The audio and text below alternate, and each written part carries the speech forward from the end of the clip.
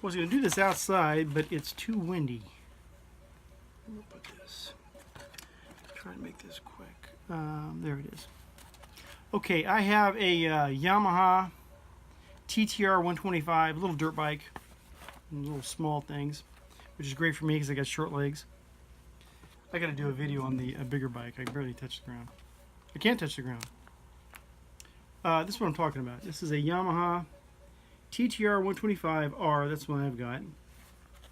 Luckily, when I bought the bike, about like 6-7 months ago, it had the service manual with it. If you don't have a service manual for your dirt bike, get one. Worth their weight in gold.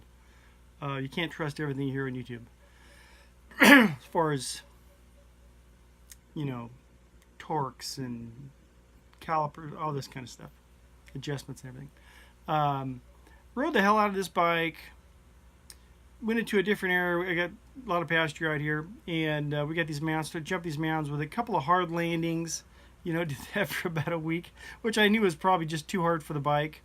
And came down on one landing, just, you know, flat to the ground. Boom! And heard the valves adjusting, or knock themselves out of adjustment. I hear the tapping. Okay, and taps valves, so I'm just thinking, oh, this is not good. Parked, it ran a little funny, parked it, wouldn't start up again. So I got the manual out, watched a couple, there's a bunch of videos on this on YouTube. And I got the manual out, looked at what I needed. I said, okay, I can do this. So took the seat off, took the tank off. And like I said, most of the videos will tell you what you need to do. But you come to a point where you're going to readjust these valves.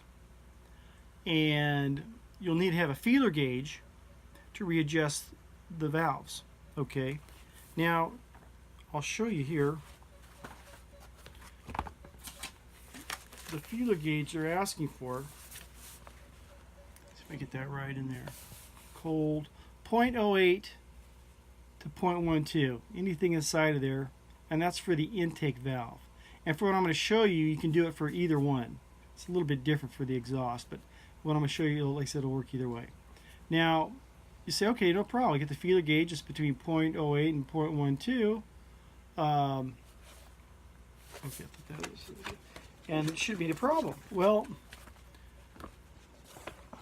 I wanted to get the ones they use for valves, which are these, because they got the angle going on here. Let me show it to you. God, we got a hell of a wind out there today. This is the style I'm using here, much easier. Okay, you don't have to use this style, but that's what I did.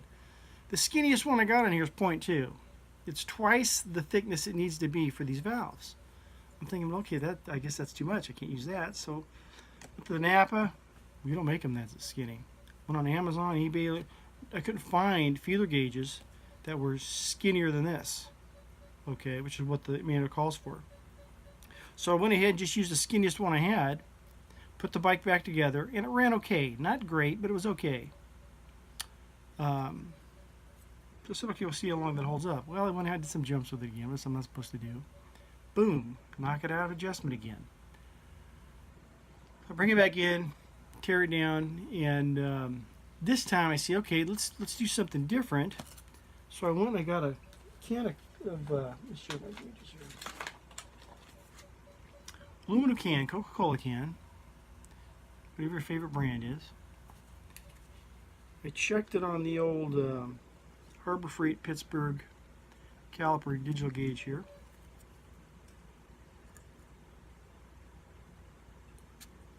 Up, come on now. And it's 0.1 millimeter. Okay. That puts me in, I'm in the gap there, the higher end, the wider end.